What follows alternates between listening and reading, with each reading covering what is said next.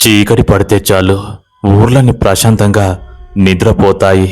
కానీ అదే ఊర్ల చివర ఉన్న మామిడి తోటలు మాత్రం నిద్రపోవు. ఎవరో ఒకరు వస్తారని ఆకలి కోసం ఎదురు చూస్తూ ఉంటాయి. ఈరోజు నేను ఇలాంటి కథ ఆధారంగా మీ ముందుకు ఒక మంచి భయంకరమైన స్టోరీని తీసుకొని వచ్చాను. ఇది ఇద్దరు ప్రేమికుల మధ్యలో జరిగిన ఒక భయంకరమైన సంఘటన. ఈ స్టోరీని మీరు ఎక్కడ స్కిప్ చేయకుండా చూడండి. అతని పేరు సిద్ధు. సిద్ధు ఇంకా శిరీష ఇద్దరు ప్రేమించుకుంటూ ఉన్నారు. వీళ్ళు ఎప్పుడు కాలేజీలో కలుసుకొని మాట్లాడుకుంటూ ఉండేవాళ్ళు. సిద్ధు వాళ్ళ ఊరు, శిరీష వాళ్ళ ఊరు పక్కపక్కని కిలోమీటర్న్నర దూరాన ఉంటాయి. మధ్యలోని ఒక భయంకరమైన మామిడి తోట ఉంటుంది. ఆ మామిడి తోట సరిగా 8 సంవత్సరాల కిందట ఆ మామిడి తోటలో ఒక భయంకరమైన సంఘటన జరిగిందని, ఆ కారణం చేత ఆ మామిడి తోటలా అర్ధరాత్రి పూట అయితే ఎవరో గజ్జలు కట్టుకొని తిరుగుతున్నట్టుగా భయంకరంగా ఏడుపులు వస్తాయని ఆ చుట్టుపక్కల ఊర్లలో టాక్ ఉంది. అందుకోసమని ఆ దారిలో వెళ్ళాలన్నా, రాత్రిపూట అటు వెళ్ళాలన్నా కూడా ఎవరైనా భయపడతారు. ఇంకా కట్ చేస్తే సిద్ధు శిరీష ఇద్దరు ప్రేమించుకుంటారు. కానీ వీళ్ళు ప్రేమించుకుంటున్న విషయాలు మాత్రం ఊర్లలో ఎవరికి తెలియవు. అంతా సీక్రెట్గా లవ్ చేసుకుంటారు. కాలేజీలో కూడా బెస్ట్ ఫ్రెండ్స్ లానే ఉంటారు. లవర్స్లా ఎక్కడ అనుమానం రాకుండా ఉంటారు. ఒకరంటే ఒకరికి పిచ్చి. ఒక్కరోజు చూసుకోకపోయినా పిచ్చోలవుతారు.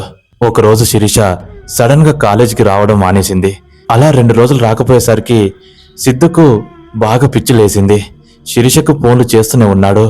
కానీ శిరీష రిప్లై ఇవ్వట్లేదు, ఫోన్ లిఫ్ట్ చేయట్లేదు. సిద్ధుకి ఇంకా కంగారు మొదలైంది. ఏమైంది దీనికి? 2 రోజుల నుంచి కాలేజీకే రాలేదు. అసలు ఏమైంది? కనీసం ఫోన్ అయినా చేయాలి కదా అంటూ మనసులో అనుకుంటున్నాడు. అది 3వ రోజు. 3వ రోజు సిద్ధుకు చాలా కోపం వస్తుంది. శిరీషకు ఉదయం నుంచి ఫోన్లు చేస్తూ ఉన్నాడు. కానీ రిప్లై ఇవ్వట్లేదు. కనీసం మెసేజ్కి కూడా రిప్లై ఇస్తలేదు. ప్రేమించిన ప్రాణం కదా, తట్టుకోలేకపోతుంది. పిచ్చోడవుతున్నాడు. నరాలు తెగేలా భయంకరంగా లోపల కుమిలిపోతున్నాడు. అసలు ఏందిది? దీన్ని ఒక్కరోజు చూడకుండా ఉండలేను. అలాంటిది 3 డేస్ ఎలా ఉండాలి? అసలు ఏమనుకుంటుంది అంటూ కాలేజీకి వెళ్ళినా కూడా సరిగా ఉండక ఇంటికి వచ్చేవాడు. అలా వచ్చి తన కోసమే ఆలోచిస్తూ ఫోన్లు చేస్తూనే ఉన్నాడు. కానీ శిరీష మాత్రం రిప్లై ఇవ్వట్లేదు. ఇంకా సిద్ధుకు కోపం చాలా వస్తుంది. అది 4వ రోజు. ఆ రోజైనా శిరీష వస్తుందేమో అనుకుంటూ కాలేజీకి వచ్చాడు. కానీ శిరీష రాలేదు. అలా మధ్యాహ్నం టైంలా శిరీష నుంచి సిద్ధుకు కాల్ వస్తుంది. అలా కాల్ రావడంతో సిద్ధుకు ఇంకా చాలా కోపం వస్తుంది. ఒక్కసారిగా లిఫ్ట్ చేసి, ఏమి పిచ్చిదానా? నీకు నేనేమైనా పిచ్చోన్లా కనబడ్డానా? 3 డేస్ నుంచి నన్ను పిచ్చోన్ చేశావు. అసలు నువ్వెందుకు రావట్లేదే? కనీసం ఒక ఫోన్ లేదు, మెసేజ్ లేదు. నన్ను ఆగం చేద్దాం అనుకుంటున్నావా అంటూ సిద్ధు అరుస్తాడు. రే పిచ్చోడా, ఎందుకురా అలా అరుస్తున్నావు? అక్క వాళ్ళు బావ వాళ్ళు వచ్చారా, అందుకే ఇంట్లో చుట్టాలు ఉండడంతో ఫోన్ కూడా మాట్లాడలేకపోయాను.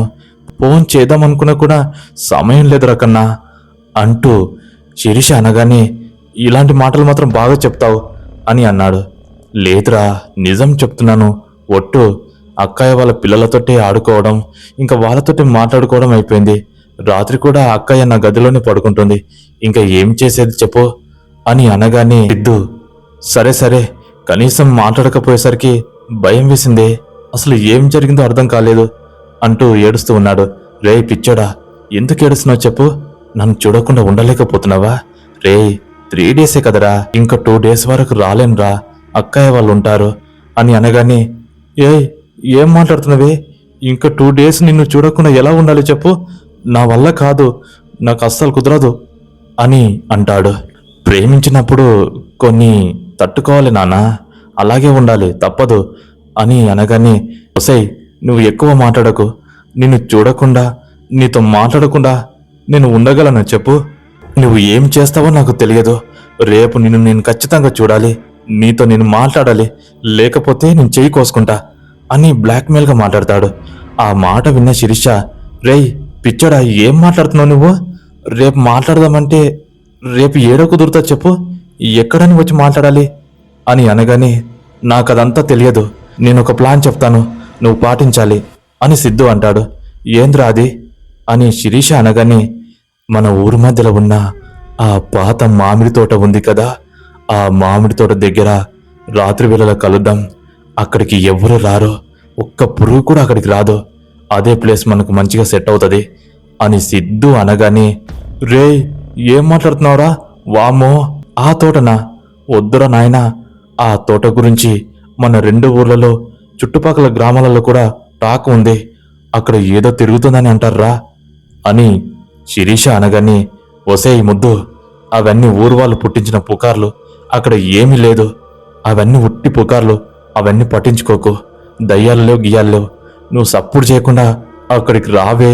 నేను చూడకుండా ఉండలేకపోతున్నాను, లేకపోతే మీ ఇంటికే వచ్చేస్తా అని అంటాడు. ఓరి దేవుడా, నువ్వంత పని చేయకరా నాయనా, ఖచ్చితంగా వస్తానులే. సరిగా ఏ టైంకి రావాలి అని అంటుంది. 10 గంటలలోపు రావే, నేను ఆ టైం వరకు అక్కడికి వస్తాను. నేను చూడకుండా ఉండలేకపోతున్నానే శిరీష అని బాధపడతాడు. సరేరా బాబు, సరే వస్తాను, కంగారు పడకు అని ఇంకా ఆ రోజంతా మాట్లాడుకొని ఫోన్ పెట్టేస్తారు. తెల్లవారుజాము అవుతుంది. ఇంకా సిద్ధు కాలేజీకి వస్తాడు. ఆ రోజు ఎంతో సంతోషంగా ఉంటాడు. సాయంత్రం లోపు ఇంటికి వెళ్తాడు. ఇంకా శిరీషకు కాల్ చేస్తాడు. ఏమీ వస్తున్నావు కదా అని అనగానే, రే ఇంట్లో అందరూ ఉన్నారా, నువ్వు కాల్ చేయకు, నేను ఖచ్చితంగా వస్తానులే, మెసేజ్ చెయ్యి అని అనగా, అదే అంటున్నా, రాకపోతే మరి ఊరుకోను అని సిద్ధు ఇంకా పెట్టేస్తాడు. సరిగా ఆ రోజు చీకటి పడుతుంది. సిద్ధు వాళ్ళ ఇంట్లో అందరు ఇంకా తిన్నారు, నిద్రపోతూ ఉన్నారు. సమయం చూస్తే 9:40 అవుతుంది. ఇంకా శిరీషకు మెసేజ్ చేశాడు. రేయ్ నువ్వు వెళ్ళు, నేను కాస్త 30-40 నిమిషాలు లేట్ అయి వస్తాను, ఇంట్లో వాళ్ళు ఇంకా పడుకోలేరు అని అనగానే, సరే సరే మర్చిపోకుండా రా, నేను నీకోసం అక్కడ ఎదురు చూస్తూ ఉంటాను అని సిద్ధు మెసేజ్ చేశాడు. సరే అని రిప్లై రాగానే ఇంకా సిద్ధు అప్పుడు వాళ్ళ అమ్మ నాన్నకు, నానా అమ్మా, పక్క ఊర్లో రమేష్ గారు ఒంటరిగా ఉన్నాడంట, వాళ్ళ అమ్మ నాన్న వేరే ఊరికి వెళ్ళారంట, తోడుగా వెళ్తాను, పొద్దుగాల వచ్చేస్తాను అని వాళ్ళ అమ్మ నాన్నకు చెప్పేశాడు. రేయ్ ఇప్పుడు యాడికి రా, గీ అలపుడ యాడకపోతావు అని అనగా, లేదు నాన్న పాపం వాడు అంటూ అనగానే, సరే సరే జాగ్రత్తగా పో, ఆ తోటక నుంచి జాగ్రత్త, తోటకెళ్ళి దూరంగా పో అని అంటారు. సరే నాన్న అంటూ సిద్ధు ఇంట్లో నుంచి బయటికి వస్తాడు. అలా ఆ ఊరును దాటుకొని ఆ ఊరు చివర ఉన్న పంట పొలాల నుంచి నడుస్తూ వస్తూ ఉన్నాడు. ఆ రోజు అంతా చీకటిగా ఉంది. ఆకాశంలో చందమామ తక్కువ వెలుతురుతో కనబడుతున్నాడు. సిద్ధు పొలాల నుంచి టార్చ్ లైట్ వేసుకుని నడుస్తూ ఉన్నాడు. అలా కాస్త ముందుకు వెళ్ళగానే అప్పుడే పొలాల నుంచి రామయ్య తాత అని ఒక వృద్ధుడు అతనికి ఎదురవుతాడు. అప్పుడు సిద్ధుని చూసి, ఏరా పోరగా, గీయాలలో యాడుకుపోతున్నావురా అని రామయ్య అంటాడు. అప్పుడు సిద్ధు కంగారు పడి, అదేంలే తాత, పక్క ఊర్లో రమేష్ గాడు అని దోస్తుగాడు ఉన్నాడు, వాళ్ళ అమ్మ నాన్న ఊరికి పోయారంట, గడు ఒక్కడే ఉన్నాడు కదా, తోడుగా వెళ్తున్నానే అని రామయ్యతోటి అబద్ధం చెప్తాడు. ఓహో గట్లనా, కాని బిడ్డ జర జాగ్రత్తగా పో, గా తోటకెళ్ళి దూరంగా నడుచుకుంటా పో, తోట ముందలకెళ్ళి పోకు అని రామయ్య తాత అనగానే సిద్ధు, సరే తాత మంచిదంటూ ఇంకా ఆ నుంచెల్లి మనసులో, నేను గా తోటలకే పోతున్నాని తాతకి తెలియదు కదా అంటూ నడుచుకుంటూ ఆ వరాల పోయిన పోతూ ఉన్నాడు. మామిడి తోటకు దగ్గర చేరబోయాడు. ఆ మామిడి తోట దూరంగా కటిక చీకటితో భయంకరంగా కనబడుతూ ఉంది. ఆ మామిడి తోటను చూస్తే ఎవరికైనా ఆ సమయాన గుండె ఆగిపోవాల్సిందే. సిద్ధు ఇంకా మామిడి తోట దగ్గరికి చేరుకున్నాడు. ఆ తోట చిమ్మ చీకట్లో చాలా వణుకు పుట్టించేంత విధంగా ఉంది. ఇంకా శిరీష కోసం ఎదురు చూస్తూ ఉన్నాడు. అలా ఉండగానే ఒక అనోన్ నెంబర్ తోటి సిద్ధుకు అప్పుడే కాల్ వస్తుంది. అలా కాల్ రాగానే ఎప్పుడు లేని నెంబర్ ఇదేంటి అనుకుంటూ ఫోన్ వైపు చూస్తాడు. ఫోన్ లిఫ్ట్ చేయగానే అటు నుంచి, రేయ్ సిద్ధు ఎక్కడ ఉన్నావురా, నేను వచ్చి ఇప్పటికే 10 నిమిషాలు అవుతుంది, నేను లోపల ఉన్నాను, భయం వేస్తుందిరా, ఇంకా రాలేవా నువ్వు అని శిరీష అంటుంది. ఏంటి శిరీష, నువ్వు వచ్చేసావా? ఇందాకనే కదనే ఇంకా టైం పడుతుందని అన్నావు. లేదురా, నేను తొందరగానే వచ్చేసా, ఇగో తోటలో ఉన్నాను, రారా, నీకోసమే ఎదురు చూస్తున్నాను అని అంటుంది. అలా అనడంతో ఆ నెంబర్ గురించి పట్టించుకోడు, దేని గురించి పట్టించుకోడు. సరిగా ఇంకా తోటలోకి టార్చ్ లైట్ వేసుకొని ముందుకు వెళ్తాడు. అలా వెళ్తే ఆ మధ్యలో ఒక అందమైన అమ్మాయి నిలబడి ఉంది. ఆమె ఎవరో కాదు, శిరీష. శిరీషను అలా చూడగానే 4 రోజుల ప్రేమని ఒక్కరోజు చూపించాలని తనను వెనక నుంచి వెళ్ళి గట్టి హగ్ చేసుకున్నాడు. చేసుకోగానే ఇంకా శిరీష కూడా చాలా సంతోషపడింది. సారు గారికి బాగా సంతోషం అనిపిస్తుందన్నమాట అని వెనకకు తిరిగి తనను హగ్ చేసుకుంటుంది. ఏమి పిచ్చిదన్నా, 3 డేస్ నాకు నరకం చూపించావే, నాకు చాలా బాధ అనిపిస్తుంది. నిన్ను చూడకుండా ఒక్కరోజైనా ఉన్నానా? ఎందుకు ఇలా చేసావు శిరీష అంటూ తన తలని పైకెత్తి చూస్తాడు. తను ఆ రోజు చాలా అందంగా ఉంది. తన దగ్గర నుంచి ఒక మత్తైన వాసన వస్తుంది. ఏంటి ఈరోజు ఇంత అందంగా ఉన్నావో? 3 రోజులకే ఇంత మార్పు వచ్చిందా నీలో అనగానే, ఊకో, ఏం మాట్లాడుతున్నావు? నేను అందంగా ఉండడం ఏంట్రా, నేను ఎప్పట్లాగానే ఉన్నాను అంటూ అనగానే, లేదే, ఈ లంగా ఓణిలో దేవతలా ఉన్నావు, నిన్ను చూస్తూ ఉంటే కొరుకొని తినాలనిపిస్తుంది అని సిద్ధు ఇంకా మాట్లాడుతూ ఉన్నాడు. అబ్బా ఆశ అంటూ ఇంకా అక్కడే ఉన్న ఒక పాతకాలపు కట్టె మంచం పైన కూర్చుంటారు. అక్కడే ఒక గుడిసె ఉంటుంది. అలా వాళ్ళు ఆ మంచం పైన కూర్చుంటారు. అలా కూర్చొని ఒకరి ముఖాలు ఒకరు చూసుకుంటూ మాట్లాడుతూ ఉన్నారు.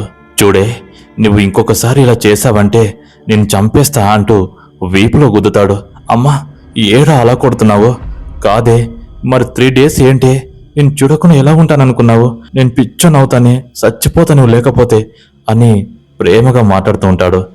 రేయ్, ఇలాంటివన్నీ సహజం రా, ఇలా జరుగుతూనే కదా నా పైన నీకెంత ప్రేమ ఉందో తెలుస్తుంది పిచ్చోడా అని తన చేయిని పట్టుకుంటుంది. సిద్ధు ఇంకా మెల్లిగా తనకు దగ్గరగా జరిగి కూసుంటాడు.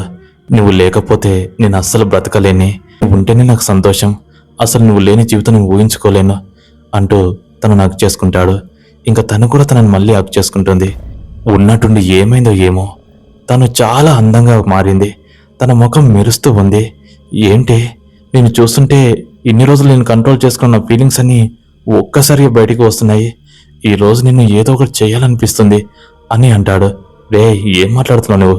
అవునే, ఇంత అందాన్ని అసలు ఆస్వాదించకుండా ఉండాలంటే నా వల్ల కాదు, కనీసం ముద్దైనా ఇవ్వవే అని అడుగుతాడు. అమ్మా, నేను ఇవ్వనులే అని అమ్మాయి అంటుంది. కాదే, ప్లీజే, అర్థం చేసుకో అని అంటాడు. అప్పుడు అమ్మాయి, ముద్దిస్తాను గాని చెంపపైన ఇస్తాను అంటూ చెంపకు ముద్దిస్తుంది. అలా ముద్దు ఇవ్వగానే, లేదు లేదు, నాకు ఈ ముద్దు కాదు, నాకు ఆ ముద్దు కావాలి అని అడుగుతాడు. ఏ ముద్దు సార్? అదేనే, 4 పెదాలు ముద్దు పెట్టుకుంటే ఎలా ఉంటుందో ఆ ముద్దు కావాలి అని అడగగానే ఇంకా శిరీష సిగ్గుపడుతుంది. రేయ్, నేను ఆ ముద్దు మాత్రం ఇవ్వలేను, అవన్నీ పెళ్ళయ్యాకనే. ముద్దుతో పోయి ఇంకెక్కడినైనా వెళ్ళిపోతే అమ్మో నా వల్ల కాదు అని అంటుంది. లేదే, నేను ఏ తప్పు చేయను, ఒక్క ముద్దివ్వవే అని ఇంకా తనని దగ్గరికి తీసుకుంటాడు. శిరీష భయపడుతుంది. రేయ్, వద్దురా, వద్దు, ప్లీజ్ వద్దు అంటూ అలా అంటూ ఉండగానే ఇంకా మనోడు ఆగకుండా తనని దగ్గర తీసుకొని పెదవుల పైన ముద్దు ఇవ్వబోతుంటాడు. అప్పుడే సిద్ధు, సిద్ధు అంటూ ఒక అరుపు వినబడుతుంది. ఆ అరుపు వినగానే సిద్ధు ఒక్కసారిగా వెనుకకు జరుగుతాడు. ఆ అరుపు అచ్చం శిరీష గొంతులా ఉంది. వెనుకకు తిరిగి చూస్తాడు. ఏమైందిరా అని పక్కన ఉన్న అమ్మాయి అంటే, లేదు, ఏదో పిలుపు వినబడింది అంటూ ఇంకా సైలెంట్గా ఉన్నాడు. అవన్నీ సహజం, ముద్దు వద్దా అని అంటుంది. అనగానే మళ్ళీ ముద్దు ఇవ్వబోతాడు. అప్పుడే సిద్ధు, ఎక్కడ ఉన్నావురా? నేను వచ్చేసా, భయమేస్తుందిరా అని ఒక అరుపు వినబడింది. ఈసారి అది శిరీష గొంతే అని నిర్ధారించుకుంటాడు. ఏంటి, శిరీష ఇక్కడ ఉంటే గొంతు అక్కడి నుంచి వినబడుతుంది అనుకుంటూ దిక్కులు చూస్తున్నాడు. మళ్ళీ పక్కనున్న అమ్మాయి, ఏమైందిరా నీకు అలా చూస్తున్నావు అంటూ అడగగానే, ఏం లేదు శిరీష, ఏం లేదు, కానీ ఏదో పిలుపు వినబడింది అంటూ కంగారు పడుతూ ఉన్నాడు. అలా కంగారు పడుతూ ఉండగానే, అవన్నీ ఏమీ లేవు, దేని గురించి పట్టించుకోకు, రారా అంటూ అప్పటిదాకా ముద్దే వద్దన్న శిరీష ఇప్పుడు తనని దగ్గర తీసుకుని, రారా, దగ్గరికి రా అంటూ గట్టి హక్ చేసుకుంది. అలా సిద్ధు కూడా తన మాయలో పడి తనని కూడా గట్టి హక్ చేసుకున్నాడు. అప్పుడే వెనక నుంచి ఎవరో టార్చ్ లైట్ వేసి, సిద్ధు, ఏం చేస్తున్నావురా నువ్వు? యువతది, నాకు తెలియకుండా నువ్వు ఇలా చేస్తున్నావా అని ఏడుస్తూ ఒక అమ్మాయి మాట్లాడింది. సిద్ధుకి ఇంకా కరెంట్ షాక్ కొట్టినట్టుగా భయం వేసి వెనుకకు తిరిగి చూస్తాడు. చూస్తే అక్కడ ఉన్నది ఎవరు కాదు, శిరీష. అలా ఇంకా సిద్ధు శిరీషను చూసి గజగజ వణుకుతాడు. రేయ్, నువ్వు నన్ను ఇంత మోసం చేస్తావని అనుకోలేదు. నువ్వు వేరే అమ్మాయితో కునుకుతున్నావా? అసలు నన్ను ఇంత మోసం చేస్తావా అంటూ శిరీష ఏడుస్తుంది. ఇంకా సిద్ధుకు ఏం అర్థం కాదు, చాలా భయపడతాడు. పైకి లేచి కింద ఉన్న అమ్మాయి దిక్కు చూస్తాడు. ఆ అమ్మాయి తల వంచుకొని ఉంటుంది. ఏ శిరీష, నువ్వే కదనే ఇక్కడ ఉంది? నువ్వే కదా? నేను వేరే అమ్మాయితో ఉండడం ఏంది? నువ్వే కదనే? వెనకాల నుంచి ఎలా వచ్చావు? మరి ఇక్కడ ఉన్నది ఎవరే అంటూ తల పక్కకు తిప్పి చూస్తాడు. అప్పుడే ఆ అమ్మాయి తలని వంకరగా తిప్పి సిద్ధు వైపు చూసింది. అలా చూడగానే అక్కడ ఒక భయంకరమైన ఆకారం కూర్చొని ఉంది. అది శిరీష కాదు, ఒక దయ్యం. 8 సంవత్సరాల కిందట ఆ తోటలో చనిపోయిన మల్లేశ్వరి. ఇంకా సిద్ధును అది చూసి, రా సిద్ధు రా, కోరిక తీర్చకుండానే వెళ్ళిపోతావేంటి? ముద్దు కావాలన్నావు కదా, రా రా అంటూ అది నవ్వుతూ ఉంది. ఇంకా శిరీష కూడా ఆ రూపాన్ని చూసి, సిద్ధు అక్కడి నుంచి వచ్చేరా, అది దయ్యం అని అనగానే ఇంకా శిరీష అర్థం చేసుకుంటుంది. ఇంకా సిద్ధు భయపడి శిరీష వైపు పరిగెడతాడు. చాలా వణుకుతాడు. ఇంకా వాళ్ళు ఒకరి చేతులు ఒకరు పట్టుకొని అటు నుంచి పరిగెత్తాలని చూస్తారు. కానీ ఆ దయ్యం మాత్రం వాళ్ళని ఎట్టు పోనీయకుండా దారంతా కన్ఫ్యూజ్ చేస్తుంది. భయంకరంగా నవ్వుతూ ఉంది. ఇంకా వాళ్ళ ముందుకు వచ్చి ప్రత్యక్షమయ్యి సిద్ధుని భయపెట్టిస్తుంది. శిరీష, సిద్ధు దాన్ని చూసి ఏడుస్తూ ఉన్నారు. భయంకరంగా అడుస్తూ ఉన్నారు. బయటికి ఎలా వెళ్ళాలో తోవ దొరుకుతలేదు. కంగారు పడుతూనే ఉన్నారు. వాళ్ళ ప్రాణాలు పోతాయేమని ఏడుస్తూ ఉన్నారు. ఆ అరుపులు అప్పుడే ఆ పొలంలో పనిచేసిన రామయ్య తాతకు వినపడతాయి. రామయ్య తాత చాలా బలవంతుడు. చేతిలో పరశురాముడు గొడ్డలు పట్టుకొని అక్కడే కొట్టం దగ్గర మంచం కాడ కూర్చున్నాడు. ఆ అరుపులు వినబడగానే రామయ్యకు అర్థమైపోయింది, ఈ సిద్ధిగాడు పోయి తోటలకు పోయినట్టున్నాడు. ఏదో జరగరంది జరుగుతుంది. పైగా అమ్మాయి గొంతు కూడా వినబడుతుంది. ఏంది కథ అంటూ ఆ గుడ్డలు తీసుకొని ఆ కుట్టంలో ఒక కాగడ తీసుకొని వెలిగించుకొని అక్కడికి పరిగెత్తుకొని వస్తున్నాడు. అలా పరిగెత్తుకొని రాగానే ఇంకా ఆ దయ్యం వీళ్ళని ముప్పతిప్పలు పెడుతూ ఉంది.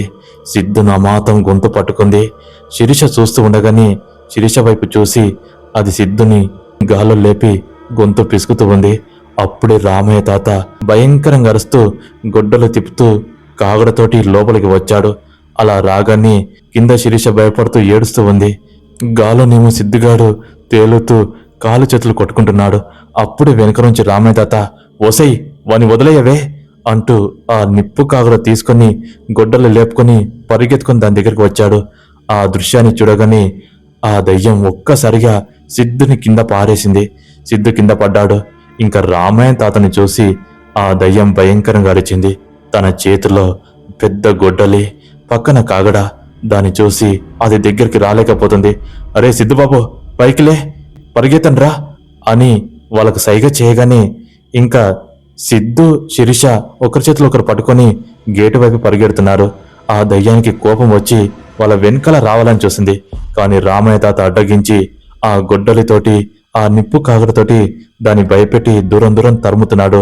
దానికి చాలా కోపం వచ్చి చుట్టుపక్కల ఉన్న రాళ్ళు రప్పలు పైకి విసురుతుంది. కానీ రామయ్య తాత భయపడలేడు. వాళ్ళు గేటు దాటేంత వరకు వాళ్ళని కాపాడిండు. ఇంకా గేటు దగ్గరికి రాగానే రామయ్య తాత ఒక్కసారిగా బయటికి వచ్చాడు. అలా రాగా అది గేటు దగ్గరికి వచ్చి భయంకరంగా ఏడుస్తూ అక్కడి నుంచి మాయమవుతుంది. అలా మాయమవ్వగానే రామయ్య తాత ఇంకా, రే పొరగా, ఎంత పని చేసావురా? ఈ తాతతోటి అబద్ధమాడతావా? చూడు ఎంత పని జరిగిందో. ఈ తోటలకు రావద్దంటే నా మాట విన్నావా? ఈ పిల్లెవరు అని అనగానే ఇంకా జరిగిందంతా సిద్ధు చెప్తాడు. సరే సరే, జరిగిందేదో జరిగింది. ఊర్లో ఈ విషయాలు ఎవరికి తెలియనీయకండి. ఏదైనా మంచి రోజు చూసుకొని లగ్గం పెట్టుకొని పెళ్లి చేసుకోండి. గిసోటి కథలు పడకండి అంటూ ఇంకా తాత వాళ్ళకి ధైర్యం చేసి ఎవరింటికి వాళ్ళని తోలిస్తాడు. తెల్లవారుజామున ఇంకా సిద్ధు రామయ్య తాత తనకెళ్ళి, తాత నువ్వు రాకపోయి ఉంటే నేను చచ్చిపోయేటోని, నా పిల్ల కూడా చచ్చిపోయేది, అంతా నీ వల్లనే తాత అని బాధపడతాడు. పర్లేదు పర్లేదు, ఏం భయపడకు, ఆ తోటకాడికి పోవద్దు బిడ్డ, ఇంకోసారి ఇలా తప్పు చేయకు అని ధైర్యం చెప్పిండు. ఇంకా అప్పటి నుంచి సిద్ధు, శిరీష కాలేజీలో తప్ప ఏడ కలుసుకోలేరు. కొన్ని రోజులకు కుటుంబాలను ఒప్పించుకొని పెళ్లి కూడా చేసుకున్నారు. అదంతా ఇంకా రామయ్య తాత సలవా అని అతని కాలు మొక్కారు. ఇలా ఈ కథ మొత్తానికి ముగిసింది. మరి ఈ స్టోరీ మీకెలా నచ్చిందో కామెంట్ సెక్షన్లో తెలియజేయండి. మరొక స్టోరీతో మళ్ళీ మీ ముందుకు వస్తాను. అంతవరకు సెలవు. జై హింద్.